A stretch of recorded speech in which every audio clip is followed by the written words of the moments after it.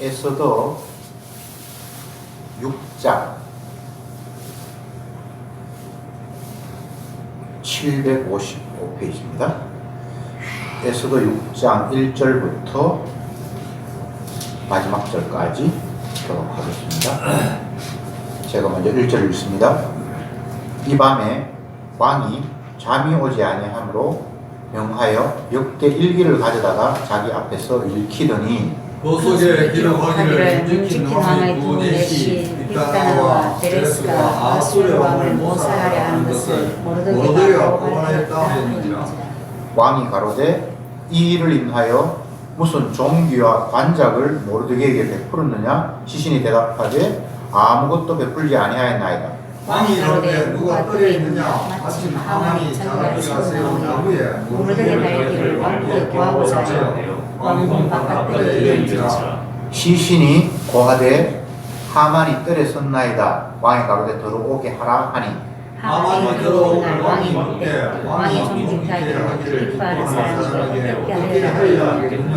하만이 신중했는데 왕이 정직하게 하기를 기뻐하시는 자 나 외에 누구요 하고 왕께 아뢰되 왕께서 사람을 존귀케 하시려면 왕의 이루시는 왕복과 왕의 쓰시는 말과 머리에 쓰시는 왕관을 취하고 그 왕복과 말을 왕의 방백 중 가장 존귀한 자의 손에 붙여서 왕이 존귀케 하시기를 기뻐하시는 사람에게 옷을 입히고 말을 태워서 성중 거리에 다니며 그 앞에서 반포하여 이르기를 왕이 존귀케 하기를 기뻐하시는 사람에게는 이같이 할 것이라 하게 하소서. 이에 왕이 하만에게 이르되 나는 내 말대로 기와 말을 취하여 배울 보면 유다사람 모르드게에게 이르되 무릇 네가 말한 말에서 서로 아님없이 하라.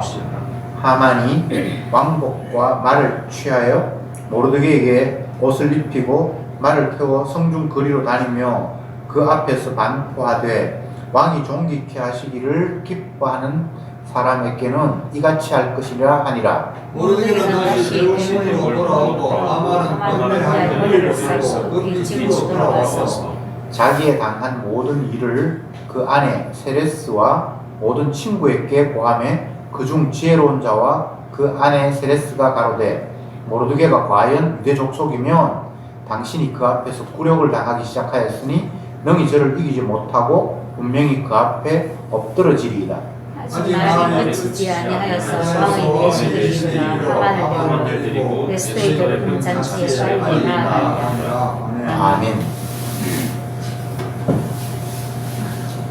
하만 이 인물은 이스라엘 백성들의 대적 여호와 하나님의 원수로 본문이 밝히고 있습니다.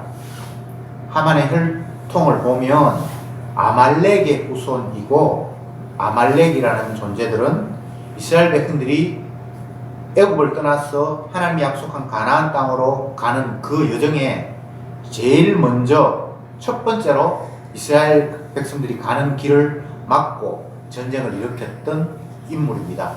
그러니까 하나님은 자기 백성을 가나안 땅으로 데리고 가려고 하는데 첫 번째로 나서서 그것을 막았던 민족이 아말렉이고 그 일로 인해서 하나님께서 아말렉은 저주를 받아서 이 땅에 진멸하라라고 말씀하신 족이 아말렉입니다. 그런데 본문에 나타난 하만이 그 후손이라는 사실을 성경은 밝히고 있습니다. 그걸 다시 한번 기억하시고 6장의 내용을 다시 한번 간추리면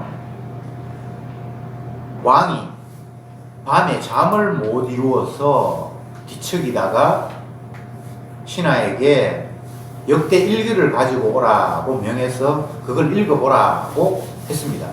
그래서 신하가 역대 일기를 왕 앞에 읽는데 어떤 내용인고 하면 모르드게가 궁중에서 아수에로 왕을 음모로 죽이려고 계획하는 것을 캐치를 해서 그 사실을 고발을 해서 결국은 그들의 왕을 시해하려는 계획이 무산되었다라는 그런 내용이 궁중일기 가운데 왕이 잠이 오지 않을 때 읽었는데 그런 게 있었습니다. 그래서 왕이 신하에게 묻습니다. 모르드게가 이런 대단한 일을 했단 말이지. 그러면 이 착한 일에 대해서 뭔가 은혜를 베풀었느냐, 그에게 뭐 관직을 주었든지 아니면 그의 공을 취하는 어떤 행동을 취했느냐라고 물으니까 그런 건 전혀 없었습니다 라고 이야기를 했습니다. 그래서 왕이 그러면 안 되지, 뭔가를 공을 세웠으면 그 공에 대한 보상이 있어야 되겠다라는 그런 생각을 하면서 그 부분을 조금 더 다른 신하들하고 의논하기 위해서 바깥에 혹시 누가 의논할 사람이 없느냐라고 얘기했을 때 마치 하만이 왕에게 뭔가 보고할 일이 있어서 왔는데 그 내용은 뭔가 하면 모르드게가 너무나 밉고 해서 그를 자기 집에 높은 장대를 매달아서 죽이려고 계획을 했는데 그걸 이제 이야기하려고 왔는데 왕이 마치 다른 목적 때문에 불러서 왕과 마주쳤습니다. 그래서 왕이 하는 이야기가 내가 사랑하는 존귀한 자를, 내가 기뻐하는 자를 위해서 뭔가를 하고 싶은데 그 사람을 위해서 어떻게 하면 좋겠냐라고 왕이 물었습니다. 그럴 때 하만은 왕이 자기를 내심 생각하는 줄로 그렇게 생각을 하고, 그러면 왕이요, 왕께서 입으시는 복장, 왕이 쓰시는 그 면류관 같은 그 관, 그리고 왕이 타시는 말, 그걸 준비해서 왕이 기뻐하시는 사람에게 입히고 태워서 성중을 거닐면서 왕이 기뻐하는 사람은 앞으로 이렇게 대우할 것이요 라고 백성들에게 선포하시면 좋을 것 같습니다 라고 자기 생각을 이야기를 했습니다. 그러니까 왕이 대뜸 하는 이야기가, 그래?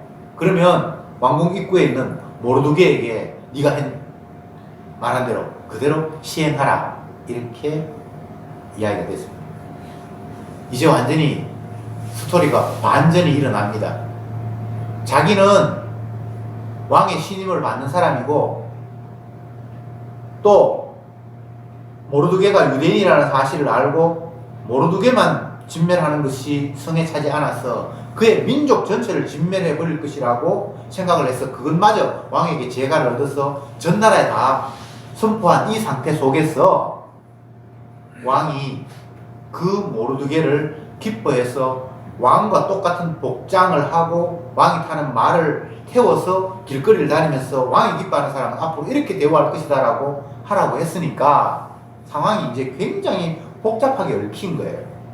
일단은 왕의 명령이니까 어쩔 수 없어서 하만은 궁중 입구에 앉아있는 모르드게에게 왕이 입는 옷을 입히고 또 왕이 서는 관을 씌우고 왕이 타는 말에 태워서 자기가 직접 성중을 끌고 다니면서 왕이 기뻐하는 사람은 앞으로 이렇게 왕이 대우할 것이요 라고 선포를 하고 이제 돌아왔습니다.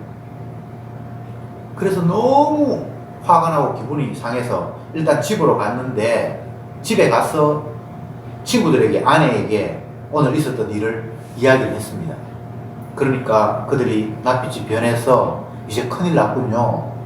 우리가 하만과 그 민족을 멸해버리려고 모든 계획을 세웠는데 이제 모르드게를 멸해버리려고 모든 계획을 세웠는데 이제 오히려 모르드게한테 우리가 당하게 된 것 아닙니까? 이제 심각한 상황이 왔습니다 라고 이야기를 하고 있는데 왕궁에서 신하가 와서 빨리 하만을 왕궁으로 입궁하라고 합니다. 왕비가 마련한 자체 두 번째 참석하기 위해서 그렇게 해서 불려갔다라는 내용이 오늘 본문에 기록된 말씀입니다. 인간의 계획은 항상 자기 만족을 위해서 펼쳐지기 마련이고, 그리고 지 기쁨, 지 만족을 위해서 끝없이 뭔가를 추진하는 것이 사람들의 삶의 양상입니다.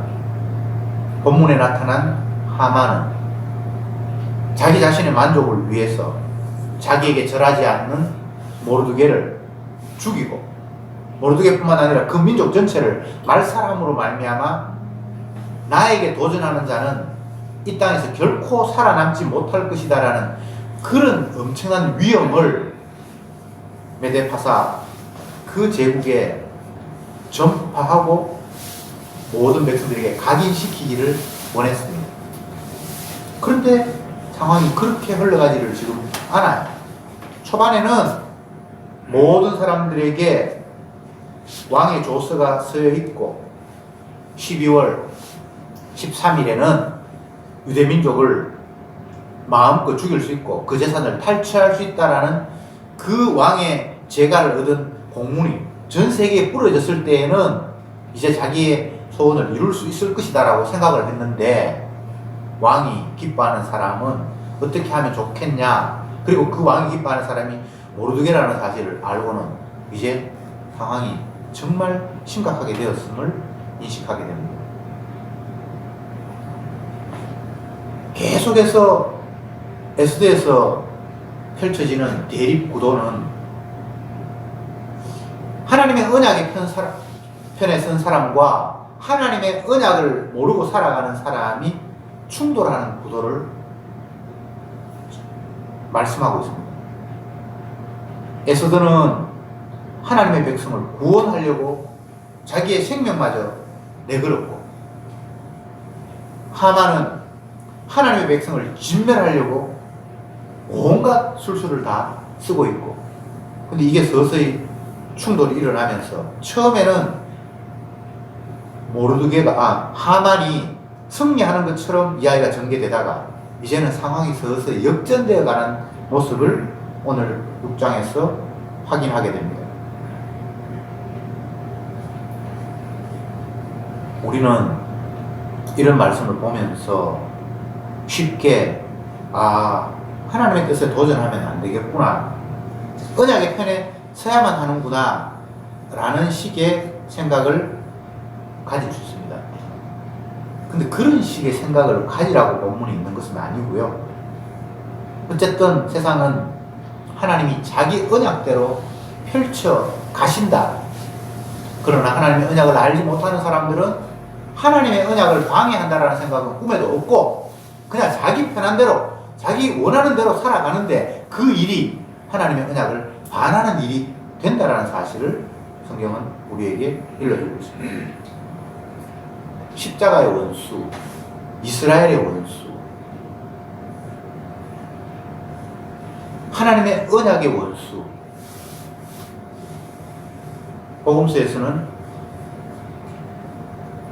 하나님의 뜻을 생각하지 아니하고 사람의 뜻을 생각하는 것, 그것이 바로 하나님의 원수다라고 이야기를 하고 있습니다. 하나님의 뜻을 생각하지 아니하고 사람의 뜻을 펼친다. 이게 모든 인간들의 보편적인 삶이에요. 근데 그게 하나님의 원수라는 거예요. 세상은 마귀가 장악하고 있기 때문에 마귀에게 장악된 인간들의 의식 구조는 출발점이 신인 나에게서 시작합니다. 모든 인간들이 어떤 일을 생각하고 행동을 추진할 때에 그 중심은 나입니다. 나에게 유익하기 위해서 생각하고 내 만족을 위해서 행동에 옮기고 모든 출발의 근원이 나입니다. 그런데 성경을 보면 내가 출발점이 되면 안 되고 세상의 모든 것의 출발은 예수님의 십자가입니다. 주님이 죽었다라는 것에서 모든 것들이 출발하도록 되어 있습니다. 인간이 죄인이라는 이유는 예수님을 십자가에 못 박아 죽였다는 것이 원인입니다. 죄인이 어렵게 된다는 것의 근원은 예수님이 자기 백성의 죄를 대속하는 죽음이었다는 것에서 근거가 있습니다. 어떤 것들을 갖다 붙여도 십자가가 출발이 되지 않으면 그것은 다 하나님의 원수입니다. 언약은 십자가를 통해서 모든 것을 출발한다는 사실을 우리에게 알려주고 있습니다. 그러니까 바울은 복음을 전하면서 나는 너희들이 예수께서 십자가에 못 박히신 것 외에 다른 것은 관심 갖지 않았으면 좋겠다 라고 이야기합니다. 갈라디아 교인들에게 편지하면서는 이 어리석은 자들아, 십자가가 너희 눈에 밝히 보이는데 누가 너희들을 엉뚱한 곳으로 유혹하느냐 라고 이야기합니다. 예수님이 죽으셨는데 그게 분명하고 너무나 확실한 모든 것의 출발점인데 왜 너희들은 다른 것을 기준으로 뭔가를 맞다 아니다라고 이야기하느냐라고 바울이 이야기를 합니다. 유대인들은 무엇이 기준이었습니까? 자기들이 알고 있는 구약의 율법이 기준이었습니다. 근데 예수님은 어떻게 말씀하셨는가 하면 모세의 모든 율법이 나를 가르치고 예수님 자기 자신을 이야기하고 있다라고 이야기하면서 그 구약도 결국은 십자가가 바탕이 되어서 펼쳐지는 말씀이다 라고 예수님이 이야기하셨습니다. 그런데 구약을 아무리 열심히 봐도 육의 눈으로는 그게 십자가가 보이지 않습니다. 구약에는 십자가라는 말 자체가, 단어 자체가 없습니다. 그런데 예수님은 구약이 십자가 이야기라는 거예요. 그러니까 이게 얼마나 답답할 노릇입니까? 이 상황을 선지자는 너희가 보기는 보아도 알지 못하고 듣기는 들어도 깨닫지 못한다 라고 말씀하셨습니다. 분명히 십자가를 그 안에 담아놨는데 봐도 모르는 거예요. 선지자가 이야기해도 들어도 무슨 말을 하는지 알지 못하는 거예요. 이것을 신약에서 예수님은 율법사 니고데모에게 네가 거듭나지 아니하면 하나님 나라를 갈 수 없다 이렇게 말씀하셨어요. 거듭난다는 것은 도대체 어떤 의미입니까? 인간이 생각하는 거듭남은 이미 나는 태어났는데 다시 태어나야 된다고 하니까 내가 다시 엄마 뱃속에 들어가서 또 영아로 출생을 해야 된다는 이런 식의 이해 말고는 다시 태어난다는 말을 다른 방법으로 해석할 능력이 없습니다. 다시 태어나야 된다고 그러니까 그렇게 해야지 하는 나를 알고 천국 갈 수 있다고 그러니까 그럼 내가 지금 이 나이가 됐는데 다시 엄마 뱃속에서 갓난아기로 태어나야 된단 말입니까? 라는 이 물음 말고는 다시 태어나야 한다는 예수님의 말씀을 이해할 방법이 없었습니다. 근데 주님은 물과 성령으로 다시 태어난다. 점점 이야기가 어려워지는 거예요. 물로 다시 태어난다? 성령으로 다시 태어난다? 인간은 태어나는 것이 엄마 뱃속에서 태어나는 것 말고는 태어나는 방법이 없는데 물로 다시 태어나고 성령으로 다시 태어나고 아무리 육이 이해하려고 해도 예수님의 말씀은 점점 더 이해가 안 되는 식으로 흘러갑니다.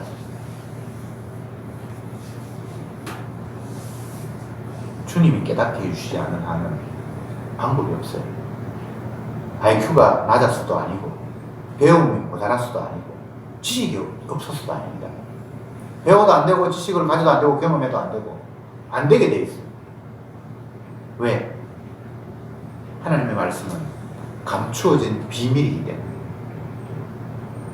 성령께서 그 감추어진 것을 펼쳐서 우리에게 보여주시지 않는 한 영원히 그에게는 감추어진 것입니다.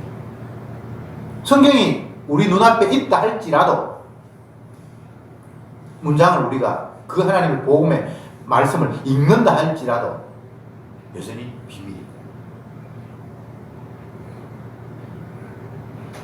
그래서 오순절 성령이 임하셨을 때에 표면적으로 일어난 사건 중에 한 사건이 방언의 역사였습니다. 방언이라는 것은 외국어, 다른 지역의 말, 그래서 다른 나라의 말이거나 다른 지역의 말이었기 때문에 나는 전혀 알아들을 수 없는 것이라는 것이 방언의 의미입니다. 그런데 알아들을 수 없는 외국어가 한 번도 배운 적이 없는 외국어인데 그가 말하는데 그게 내가 알아듣고 이해할 수 있는 일이 성령에서 오순절 성령의 역사 속에 일어났습니다. 그 의미는 무엇인고 하면 하나님의 말씀이 너희들에게는 외국어와 똑같은 것이다. 들어도 모르는 남의 나라 말이다. 그런데 성령의 역사니까 그 남의 나라 말이 이제 들려서 무슨 말인지 내가 소통이 되었다라는 것이 성령의 역사, 오순절날 방언의 역사입니다. 그런데 사람들은 그런 식으로 방언의 역사를 이해하지 못하고 내가 열심히 기도하면 내가 평소에 사용하지 않은 그런 이상한 말로 하나님 앞에 기도할 수 있다라는 이런 식의 생각을 방언이라고 이해를 했습니다. 전혀 아니죠. 복음은 죄인들에게 알아들을 수 없는 말입니다. 그런데 성령이 역사하시면 그 알아들을 수 없는 말이 들려지기 시작하고 깨달아진다고 주님께서 그 사실을 보여주면서 방언의 역사가 일어났습니다.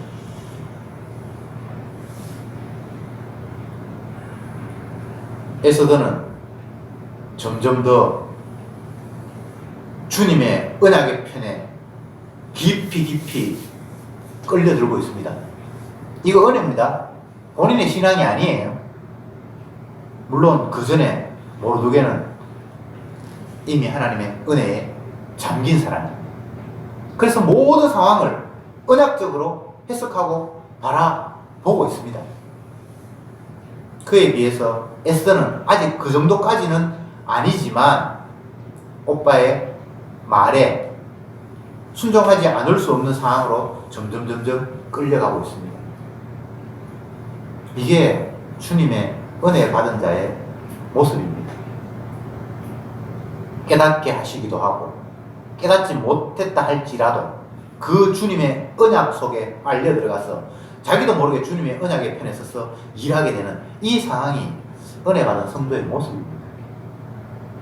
깨달을 수도 있고 비록 깨닫지 못한다 하지만은 내 의지와 상관없이 그 언약의 편에 서서 활용되고 사용되는 것, 그것이 성도의 운명입니다. 이것을 예수님은 베드로에게 이렇게 말씀하셨습니다. 네가 젊었을 때는 네가 원하는 대로 마음껏 다녔거니와 이후로는 네가 원치 아니하는 곳으로 띠뛰고 내가 너를 데려가리라. 성도의 운명이 그렇습니다. 물론 은혜가 있어서 기쁜 마음으로 주님이 인도하시고 끌고 가는 대로 감사하면서 끌려가는 사람이 있고, 또 원인도 이유도 모르고 나는 원치도 않는데 그냥 끌려갈 수도 있습니다. 그러나 알았든 몰랐든 그게 중요한 것이 아니라 주님 앞에 성도는 자기 언약, 주님의 자기 언약을 이루는 일에 한편이 되어서 그게 함몰된다는 사실이 너무나 감사합니다. 그것을 성경에서는 예수 그리스도의 증인이다, 십자가의 증인이다 라고 말하고 있습니다. 주님이 자기 백성에게 깨닫게 하시고 비밀을 열어주시고 복음의 강체를 비추심으로 말미암아 결국은 예수 그리스도의 증인으로 활용하십니다. 성령이 너희에게 임하면 땅 끝까지 이르러 내 증인이 되리라 라고 주님이 성령을 주시기 전에 이미 약속하셨습니다. 목적이 하나입니다. 증인 되라고, 십자가 전하라고, 예수 그리스도의 피공로를 자랑하라고 그들에게 주님께서 열어주셨고 보게 하셨고 비밀을 알게 하셨고 듣게 하셨습니다. 많은 사람들은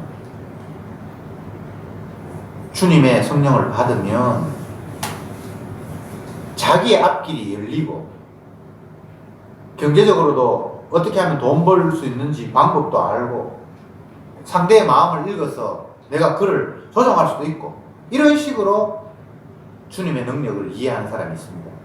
그러나 성경에는 그렇게 되어 있지 않습니다. 성령이 임하면 예수 그리스도의 증인이 된다.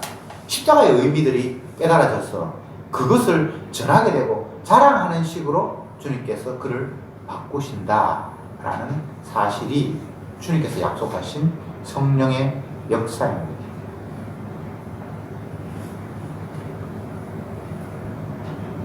왕은 뭣도 모르고 그냥 왕비가 너무 이뻐서 왕비가 원하는 것들은 무엇이든지 지금 들어주겠다라는 마음의 준비가 되어 있습니다. 하만이 자기의 혀에 입에 혀처럼 구니까 그도 총애하는 신하였습니다. 그전에는 하만의 말을 다 들어주었습니다. 이거 요구하면 그래 그거 해라, 저거 요구하면 그거 해라. 왜냐하면 자기가 생각할 때 하만이 너무나 나라에 꼭 필요한, 이 나라의 안정에 꼭 필요한 신하라고 철석같이 믿고 있었습니다. 그런데 그 자기의 믿음을 주님께서 서서히 깨는 작업에 돌입하셨습니다. 밤에 잠 안 오는 거 흔히 있을 수 있는 이야기입니다. 그런데 잠이 안 왔는데 하필이면 역대의 일기를 읽게 되는 것, 여기부터는 보편적인 사항은 아닙니다.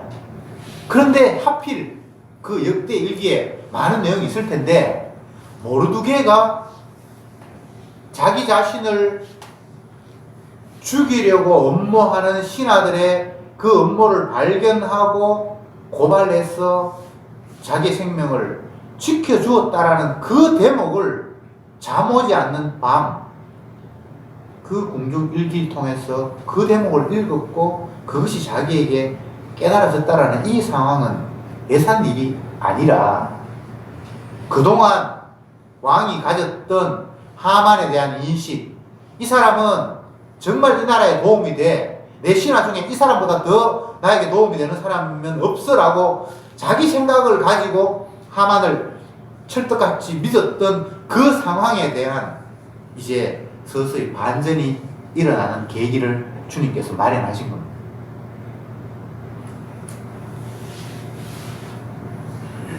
왕은 모르드게를 일기를 통해서 확인했습니다. 와, 이 사람이 내 생명 지켜준 사람이구나. 만약 이 사람이 모르드게가 나를 죽이려고 하는 그 신하들의 음모를 고발하지 않았다면 내가 살해될 수도 있었겠구나 라고 생각하면서 어쩌면 모르드게를 생명의 은인처럼 생각했겠죠. 그런데 이 사실을 하만은 까맣게 모르고 있습니다. 왕이 나를 신임하니까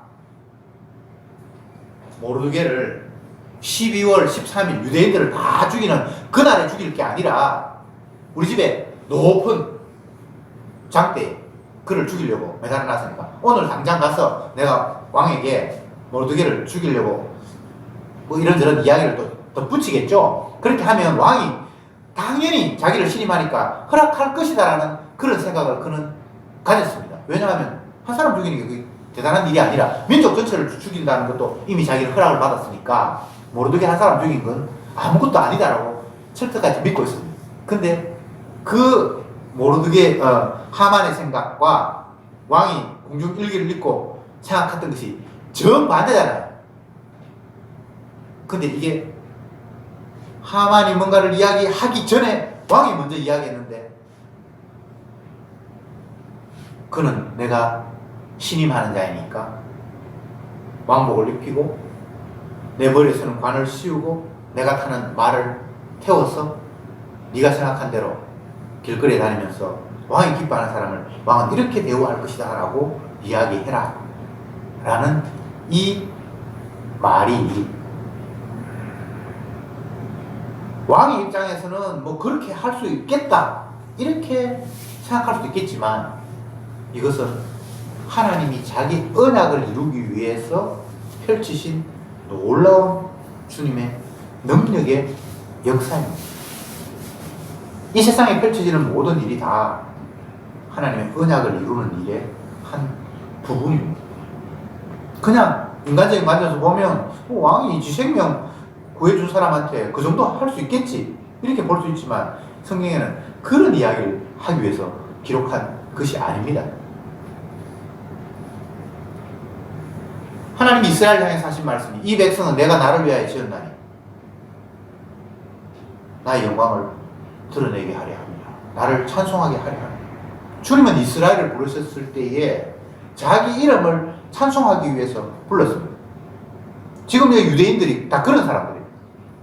주님을 찬송하기 위해서 주님이 불른 생명을 하나님을 알지 못하는 하나님의 원수인 하만이 죽이려고 하니까 유대인들은 힘이 없어요, 지금. 근데 힘 있는 이방 왕을 들어서 유대인 모르드게에게 감사한 마음을 갖게 하고 결국은 그를 자기의 생명과 똑같이 여기면서 왕과 같이 취급하는 그런 상황으로 주님께서 상황을 돌변시키고 말았습니다. 근데 우리가 이 상황에서 또 한 가지 짚고 넘어가야 할 것은 하나님의 사람은 어떤 위기가 닥치더라도 하나님께서 그 위기에서 모면시켜서 보살피는구나 이렇게 이해할 수 있습니다. 그러나 그런 이야기하고는 좀 다릅니다. 결국은 언약이 승리하지만 이 땅에서 실패하는 모습, 악한 세력에 의해서 피해당하는 모습으로도 주님은 얼마든지 보여줄 수 있습니다. 특히나 신약에 넘어오면 언약이 악한 세력에 의해서 핍박당하고 실패하는 모습으로 1차가 종결되는 그런 상황들도 얼마든지 있습니다. 세례요한 같은 사람이 악한 헤로드 왕에 의해서 살해당하고 그뿐만 아니라 복음 전하는 빌립이 사람들에게 돌에 맞아 죽고 빌립 맞습니까? 스데판입니다. 네, 죄송합니다. 스데판이 돌에 맞아 죽고 이런 상황이 얼마든지 있습니다. 왜냐하면 예수님이 그렇게 돌아가셨기 때문에. 물론 신약에서도 복음 때문에 옥에 갇혔는데 죽이려고 6월절 끝나면 죽이려고 했던 그 스데반을 천살시켜서 풀어주는 그런 상황도 있기도 하고 또 하나님께서 악한 자들에게 피해를 당해서 죽도록 내버려 두기도 하고 그러나 구약에서는 어쨌든 승리하는 모습을 보여줍니다. 그림자이니까. 그러나 신약은 그런 식의 승리는 반드시 오는 것은 아니다 라는 것을 또한 우리는 짚고 넘어가야 됩니다. 엄밀히 따지면 주님이 십자가를 지시고 3일 만에 하나님이 다시 살리셨으므로 이미 승리를 하셨습니다. 그렇기 때문에 우리가 이 땅에서 핍박 안 받고 핍박하는 자가 이 하만처럼 꺾여야 된다라는 그런 생각을 가질 필요는 없습니다. 이미 결정이 났습니다. 성도의 안식처는 하늘나라 예수 그리스도의 품 안에 이미 마련되어 있습니다. 그리고 사망에서 생명으로 이미 옮겨진 생명이 성도들입니다. 그래서 이 땅에는 성도가 살아가는 것을 생명의 삶, 이 땅에 있는 생명을 생명이라고 주님은 말하지 않았습니다. 이미 하늘나라의 품에 안겨 있는 그 생명이 있기 때문에 다만 육이 이 땅에서 핍박도 받고 고난도 받고 또 어떤 모습을 취하든 그 모습 속에 주님이 최후 승리하셨다는 사실을 증인으로서 보여주는 역할만 우리에게 남아있습니다. 복음과 함께 고난을 받아라. 사도 바울은 성도들에게 그렇게 편지를 했습니다. 복음과 함께 고난을 받아라. 왜냐하면 복음 때문에 고난받은 분이 우리의 주 예수님이기에 너희들이 그분의 백성이라면 당연히 그분이 가시는 길을 따를 수밖에 없다라는 식으로 그런 말씀을 하셨습니다. 고난받으면 천국 간다는 말이 아니라 네가 하나님의 택한 백성이라면 주님이 가신 좁은 길 너도 갈 것이다 라는 이야기를 성경이 했습니다. 예수 믿는다는 것은 이 세상에서는 미친 짓입니다. 마귀가 장악하고 있는 이 세상에서 십자가를 이야기하고 인간이 신이 된 자리에서 모든 논의를 주고받는 이 세상 룰 속에서 내가 출발점이 아니라 예수님이 죽으심이 출발점이라고 이야기하는 그 자체가 이 세상에서는 왕따 될 일입니다. 세상이 예수님께서 말씀하시기를 너희를 미워할 때 이상한 일 당한 것처럼 생각하지 마라. 왜냐하면 세상이 너희들을 미워하는 것이 아니라 나를 미워하기 때문에 그런 일이 당연히 벌어진다. 이렇게 말씀하셨어요. 그러니까 성도들은 이미 예수님과 한패가 되어 있기 때문에 마귀가 그를 비판한다는 거죠. 예수를 미워하기 때문에 그를 미워한다는 거죠. 이것을 다르게 이야기를 하면 가인이 아벨을 미워해서 죽입니다. 그 죽임은 아벨을 미워함이 아니라 아벨의 제사를 흠양하신 하나님이 미운 거예요. 이런 고도래요, 성도는. 그래서 우리는 이 땅에서 핍박하는 세력에게 복음 때문에 핍박을 받을 때 핍박하는 그가 나를 미워한다고 생각하지 말고 예수님의 원수라서 예수님의 편에서 나를 핍박하는구나 이렇게 받아들이면 됩니다. 이 땅에서도 얼마든지 하만이 있고 또 하만에게 핍박받는 모르드게의 위치에 저희들이 설 수가 있습니다. 그러나 그 사건을 내 개인의 문제로 치부할 것이 아니라 언약의 관점에서 그 상황을 이해할 수 있었으면 좋겠습니다. 이 땅에는 언약의 일 말고는 다른 것으로 흘러가는 법이 없기 때문에 우리는 단순히 이건 이 사람과 나의 문제다. 저 사람이 무엇을 원하지? 이걸 원하는구나. 그럼 내가 그걸 들어주면 문제가 해결되겠구나. 이런 식으로 풀 수 있는 문제가 아닙니다. 반드시 복음 앞에서 복음을 자기도 모르게 핍박하는 하만의 위치에 선 사람이 있고 또 언약 때문에 나도 모르게 모르드게의 위치에서 핍박을 받는 그런 상황을 주님께서 만드십니다. 복음과 함께 고난을 받으라. 복음 때문에 십자가 때문에 만약 고난이 있다면 우리는 그 자리가 주님께서 십자가를 증거하기 위해서 나를 증인으로 활용하고 계신다는 사실을 인식하면서 나에게로 나의 고통이 아니라 주님의 핍박, 십자가를 배척하는 사건이 오늘도 주님의 뜻 가운데서 펼쳐지고 있구나를 생각하면서 감사, 찬양할 수 있기를 바랍니다. 평안, 아무 문제 없음, 그것이 복된 길이 아니라